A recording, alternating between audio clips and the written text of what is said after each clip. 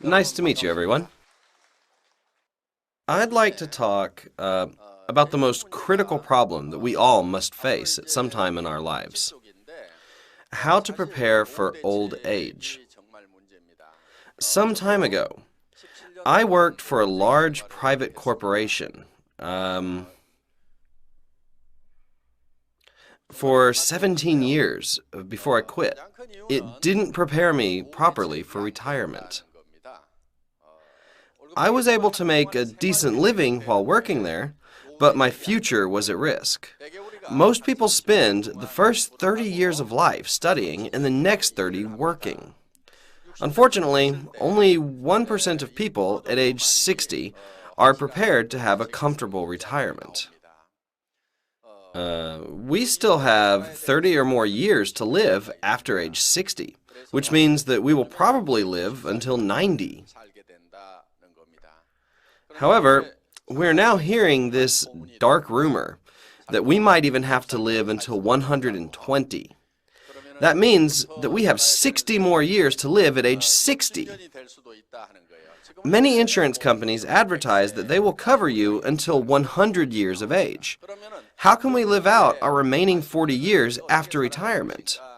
This is truly a serious problem. In the agricultural age, great physical strength was essential. During the industrial age, the educated controlled the uneducated. Now, we're living in the information age. How can we properly prepare ourselves for this age of technology? The truth of the matter is that most of us are not ready to adapt to this new world of information. In fact, I would say that the majority of us are completely clueless. The ways of living that were good for living in the agricultural, industrial, and information ages are all completely different from each other. You would never be able to survive trying to use agricultural age life strategies in the industrial age. So, trying to use industrial age methods in the information age is going to be just as useless, right? We've all really been taught how to survive well in the industrial age, and thus we're used to sticking with these outdated tactics. Most people studied very hard to gain a lot of knowledge, got a good job, and then led a very comfortable living in their specialties.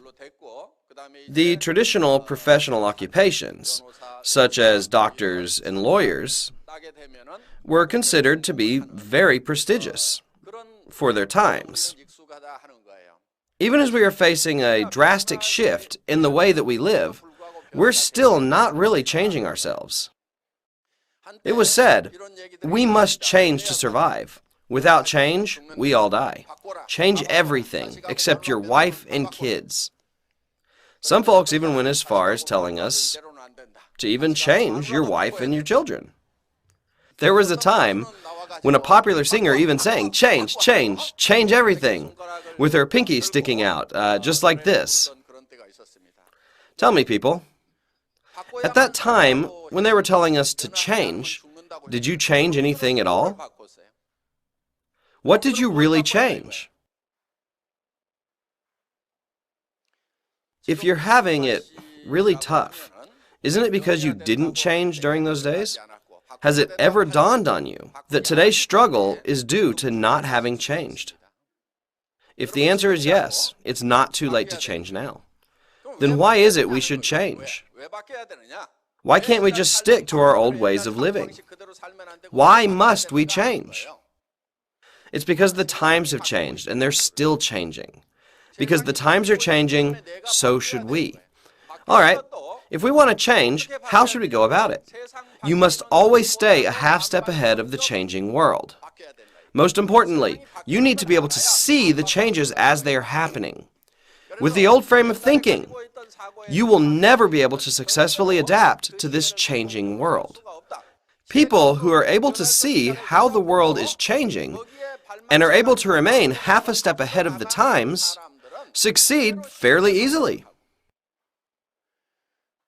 People who are unaware of the changes and who bitterly complain about how the world is no longer the same as it was when they were younger, these people, despite all their hard work, are bound to fail. The fact that so many of you are here today is evidence that you are able to sense the changing times. I'm quite sure of this. The agricultural period is long over. The industrial period is coming to an end as well. We're now living in a time when 70% of the economy is comprised of tertiary industry. Core examples of tertiary industry are financial institutions, distribution, and services. In today's market, you have no choice but to choose from the three of these. Of course, nothing is stopping you from becoming a farmer. You can also enter the manufacturing business right now. However, take a look at those who run factories and those who do farming. Their struggle is incredible. Existing farmers and factory owners are barely making ends meet today. How likely is it that you are going to succeed in those dying industries at this time? The tertiary sectors are the new mainstream today. Finance would be nice if you had tons of money. Do you have tons of money? You hear so-and-so blue-chip stocks are skyrocketing, but you can't buy them. How does that help you? The only realistic choice for most of us today is distribution. You need to take a careful look at the future of distribution. Distribution is not something new. It's been around for quite a while. There have always been peddlers and street merchants. For the longest time, the street market was the main player. Until not too long ago, the mom-and-pop grocery stores were the main shopping source. Thanks to a developed public transportation, department and discount stores became the new key players. Currently, department, discount, and franchise stores are the main players in the distribution industry. Now, think carefully if we can really be competitive by doing the same business. I'm saying that we should look in the direction that distribution is heading and then leap into it head first. Distribution is heading towards becoming a no-shop business. Why is that? Traffic is getting more congested, causing people to want to travel less and less. Recent statistics show that the average delivery to one household is 10 times a month. That's right. 10 times a month, packages are delivered to the average house. So, this higher number of deliveries means fewer visits to traditional brick-and-mortar stores. There are three types of no-shop distributors. The first is internet shopping, then TV home shopping, and membership sales, which is how we operate. I'm speculating that these three will be the main players. In the very recent past, during the industrial age, the majority of the working population was made up mostly of factory workers and office workers. Now, this current age is trending towards distribution. In distribution, you want to carefully study which model to choose. Our age prefers no-shop distributors to shop-owned ones. Speaking of this no-shop distributor, I started one in 2000, sensing that it was going to be the future. I founded an internet shopping mall called IamKorea.com. It was an internet-based general store dealing over 100,000 items and was the third general store in Korea. How well do you think I did? In 2000, people weren't yet into shopping on the internet, and not every household had a PC as they do now. In those days, correspondence sales, which used a catalog, were the mainstream. I misread the cues of those times, so my internet shopping venture failed. I did correctly predict where the times were headed, but I was too far ahead. My failure made me realize that membership sales was the way to go. We started out with a membership sales model, yet we must also adopt some aspects of TV home shopping networks and internet shopping malls. We are encompassing all three shopping business models with Atomy. In the big picture of the changing times, the people here today are making very precise judgments, whether you came here voluntarily or you were dragged in forcefully by someone else. In the end, you are all here because you are making the right decision for the future. Atomy doesn't have any requirements to join. There is one condition, though. It's about our products. You'll learn about the quality and the prices of them, and after hearing about them, go ahead and see if you still think you're better off sticking to the goods that you've been using before now. Just see if you'd be interested in Atomy products only because you need to earn money off them, even if you're not going to use them yourself. Just see if you would be buying our shampoo, cosmetics, toothpaste, sugar, or detergents only for business and not for your own personal use. Just go ahead and see if you're really any better off by using the same brands you've been using all your life. Anyone who thinks like this shouldn't bother getting into this business. Even if you did, you wouldn't succeed.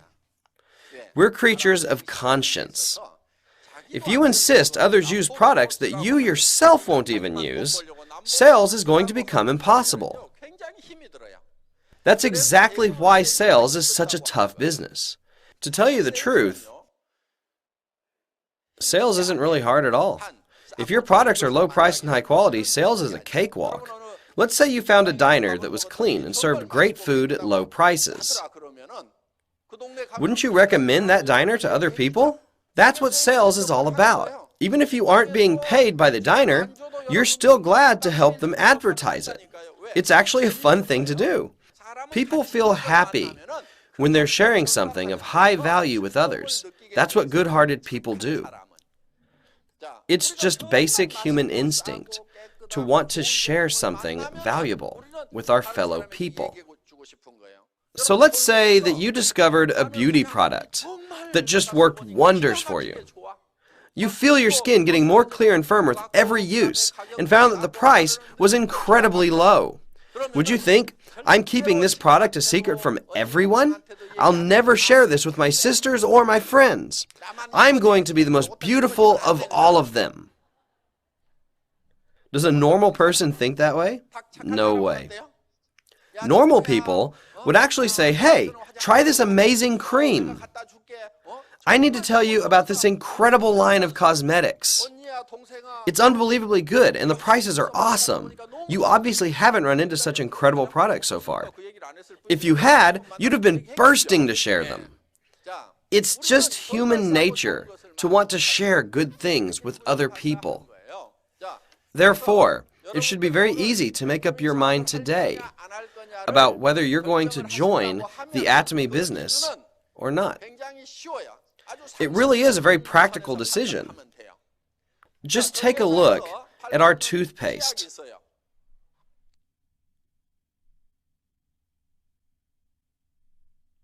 It contains propolis. It's really good stuff. You get quite a lot at 200 grams per tube. It usually sells at around $10 or $20 a tube at the drugstore. How much does it sell for in grocery or in discount stores? These oversized toothpaste tubes are actually pretty hard to find. Still, how much do you think they sell for? Yeah. Let me tell you at what price you can get these. What if I told you the exclusive distributor's price was just $2.90? Is that reasonable or ridiculous? How much would it be if it were just 100 grams? That would be like $145 for a 100-gram tube. So, if you bought this ample-sized tube at $2.90 and the quality turned out to be life-changing, I really don't think that there would be any doubt in your mind that you would want to use only Atomy goods. It doesn't really matter whether you do this business or not. I heard one person say, what kind of toothpaste is this? He mentioned a serious side effect, so I asked what that side effect was. He said that he can no longer use any other brands. That was the side effect he was talking about. This toothpaste is amazingly affordable. If you find that you like it after using it, then keep using it yourself and tell others all about it. Just tell them how much you like it and how they should try it out for themselves. Now, let me tell you about toothbrushes. Just let me tell you. I have tried so many different kinds of toothbrushes that my gums literally became raw. When I finally ran into this one, I wanted to use it for the rest of my life. It was selling at a retail price of $2.20. As you know, supermarkets very often have sales, like buy one get one free. So the sale price was about $1.60. I sat down with the CEO of the toothbrush manufacturer. I asked him if he was willing to supply what I'm trying to sell for less. He said he couldn't do that. He already knew that Atomy pays members 35% of sales, so his no was adamant. So finally, I asked if he would be willing to supply 1 million toothbrushes every month. His face lit up. He asked me if I meant 1 million a month or a year. I said emphatically, 1 million a month and 12 million a year. Our negotiation suddenly got a lot more serious. He told me that raw material costs weren't always paid on time, so I told him that I would advance him the raw material costs up front. He was finally willing to bring his price down, so I went ahead and advanced half the cost to him in cash. That's how we are able to sell these at such a low price. As you all know, this brush has very fine bristles, so it doesn't irritate your gums. If you try a different one after using this for several months, you'll feel pain in your gum line. These toothbrushes are extremely soft, yet they can brush all the nooks and crannies in your mouth. In addition, they contain gold particles that suppress the growth of bacteria. With all these nice functions, they are sold at an affordable price. Wouldn't you feel tempted to try it at least once? You would say, "Wow, I don't believe this. I want to use this toothbrush forever." I want to know if you would become a consumer of Atomy goods, even if you didn't decide to join us in this business. As long as you can become a consumer, you can become a contractor as well. People who do end up deciding to do this business will succeed. How do I know this for sure? Well, let's say I introduce a really good product to someone and he turns it down. Should I be embarrassed? Or is he just an idiot?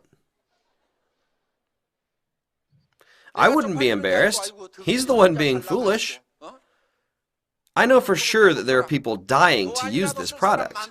I would confidently continue to spread the good word to others. I'll tell you why people fail in sales. If someone turns me down for selling something high-priced and of poor quality, he is smart, and I'm the idiot because I'm trying to sell junk. Sales is nearly impossible when you try to sell inferior goods to smart consumers.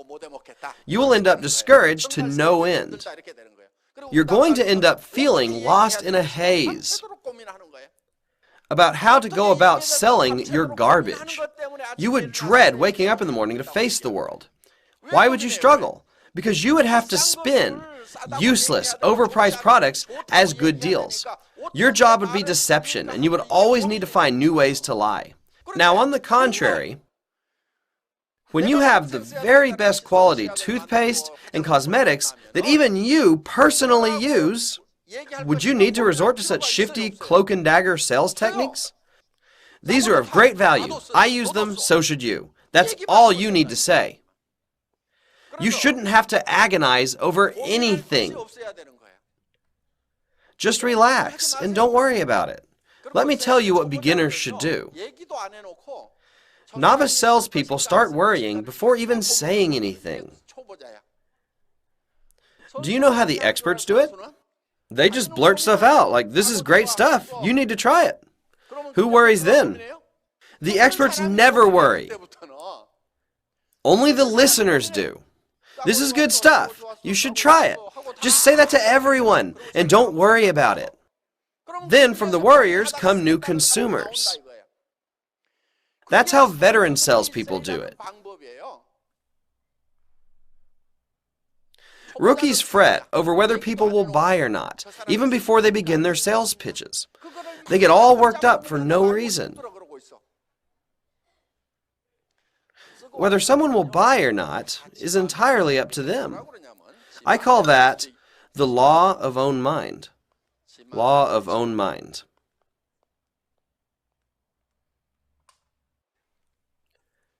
To buy or not is in whose mind? Their mind. Whether to speak or not is in whose mind? My mind. You just worry about yourself. Let others worry about themselves. Just sitting there fretting over whether that person will do this business is for beginners. What do the pros do? What do? Hey, I went to a seminar the other day. They have incredible stuff at unbelievable prices. A lot of people there are just raking in money. Wouldn't you like to join that kind of business? Once you spit these words out, your listeners will be in a dilemma. They will. They'll wonder if this business is for them as well. If they don't fret, you tell them again and again. However, you should empty your mind first, then tell them again. These poor novices start worrying even before opening their mouths. They agonize, will he or won't he?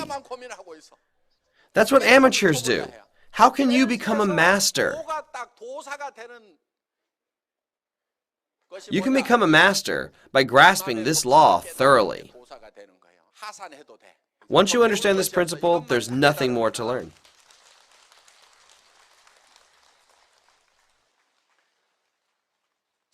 In order for you to deliver the truth, you must experience our products for yourself.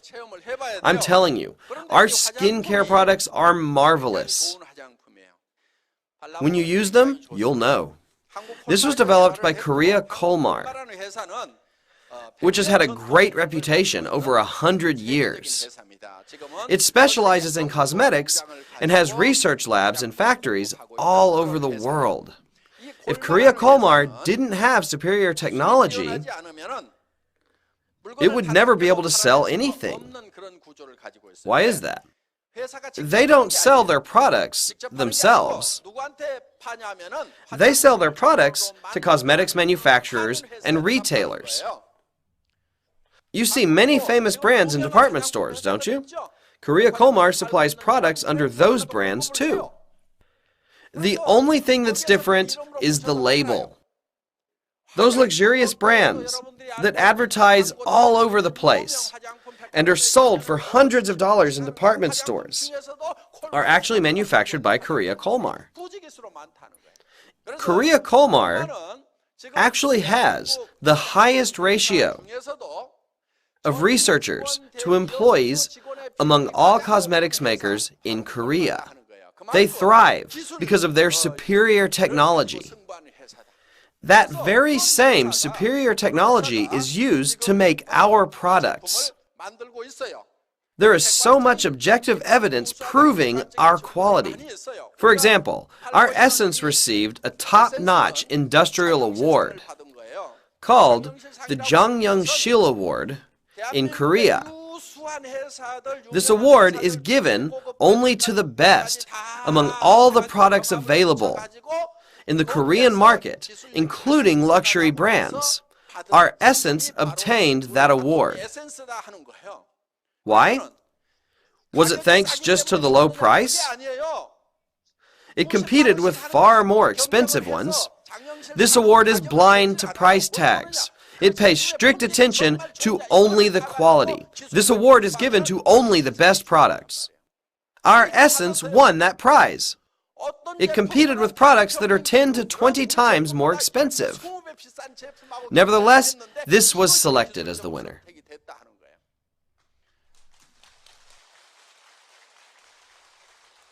This product is fundamentally different from the no-name ones that are sold in shops. This is a top-of-the-line, world-quality product. Yet it is sold at such a low price. How much does it cost? Well, it's sold in packages. A set of 6, when sold at ED price, makes it more affordable than the luxury brands. Have you ever seen these oversized lotions? These skin lotions, milk lotions, selling at such a bargain? That's just insane. However, the ingredients in here are just as good, if not better, than the world-class brands. I've heard that said so many times. Let me tell you something that happened once. A lady who loved expensive brands was given this. After learning that it was sold at a low price, she lost interest. She thought her face was too noble for such a lowly product, so she only put it on her feet and her behind. Something happened. Her feet and her behind improved remarkably. That expensive stuff she was using on her face made no real difference, while her behind was rapidly improving. The product only fit for her behind graduated to her face, and her luxury face product was now resigned to her behind. I'm not kidding. This is a real testimony of a user. I can see you wondering if I ever saw her butt. No, I didn't get to see her butt. Still, she did say that. You can immediately tell if this is good stuff or not, simply by applying it to your own skin. Skincare product experts can recognize instantly whether it's good or bad. Ladies who are used to using premium brands speak more highly of our products. Let me tell you about a new trend happening today among wealthy ladies. Ladies living in upscale areas ask each other about them when they notice each other's unsightly neck wrinkles. They buy our eye cream, and they apply it to their neck in very large amounts. Sometimes 3 or 4 creams every month. Most ladies dab a tiny amount of that precious eye cream around their eyes, believing that the skin around the eyes is very different from the rest of the face. What? Of course it isn't. Skin is the same all over. Skin is the same for Caucasians, Asians, and African people. What foreigners use works wonderfully on our faces as well. What difference does the skin on our faces make? If the imported goods that are being used by other people in different countries who are far away work so well on our faces, why can't we use that eye cream on our necks? The eyes and the neck are not far from each other, and they're basically the same all over the body. Only cosmetics makers say otherwise. You should really put an ample amount of this eye cream on your face and neck. The wrinkles on the neck and hands are hard to hide. Just apply a lot. It will make a really big difference. This is not just an eye cream. A lot of people do use it on their necks. The affordable price makes it possible. Listen, people, no matter how great the cream is, a tiny amount isn't going to do anything. You have to apply it generously. Put on as much as you can. Some of it will be absorbed into the skin, and some of it is left over on the skin to help protect the surface of your face. So make sure you put it on generously. With your current product, you can't, due to the high price. But finally, you can cake it all over your face. It's so affordable. you will experience a noticeable difference. Again, these unbelievable products are sold at amazing prices.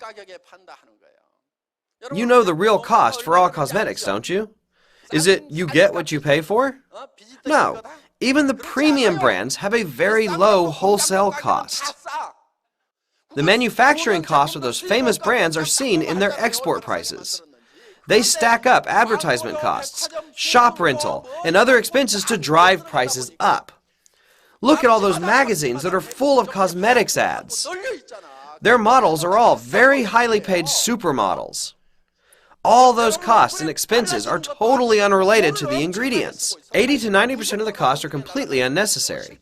The actual costs to make the goods are very low. All of our products are made with absolute quality first in mind. I declared we are selling the best quality products. Our products are prestigious brands. However, we are selling them only at affordable prices. They are truly accessible to ordinary people. This item here also has the same quality of those premium brands that are sold so expensively in fancy department stores. Nevertheless, it sports a much lower price tag than those at discount stores, making it very affordable to average people. All you have to do is use it and tell your people how it is. What should you say? Can you remember? It's good and low priced. Don't think too much. It's good and low priced. There's nothing complicated to worry about here. Just tell people, I used it and loved it. You should try it too. Say that to everyone you meet. And keep telling people. Some people agonize over what to say. If you don't know what to say, just say anything. Say whatever pops into your mind. Some people might even get frustrated with you and find out about us through the internet as they start looking for the information themselves.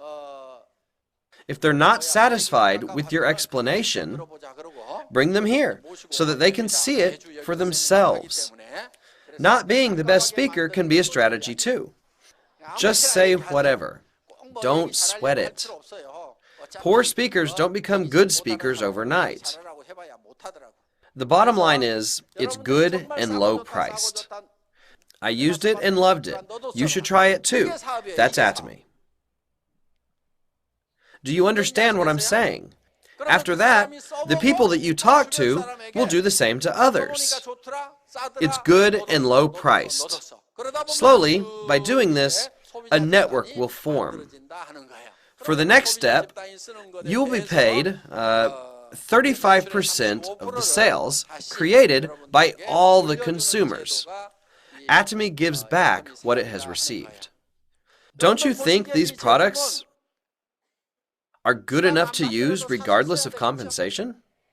Regardless of compensation, you should use these. Just say that to others. Who has been taking all of your spending money so far? Owners of discount stores, TV home shopping networks, and other distributors have been raking it in. I'm saying we, ordinary people, need to stop doing them favors. Stop contributing to their wealth and use Atomy goods. Atomy will return 35% of sales revenue. 35% of the cost of these goods will be returned to you. The owners of those big discount stores and management people have been taking that 35% from you. Look at us. We sell products at a lower price than those outfits and give the margins back to you. That's why we're trying to become an exceptional company. One of our goals is to become an unmanned company. We're trying to automate the entire system. With a completely automated process, we can lower the prices even more. In addition, we give back the profits we make. Atomy is a world-class, cutting-edge company with revolutionary management ideas.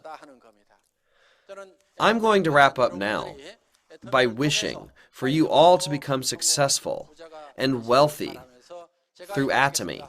Thank you for listening.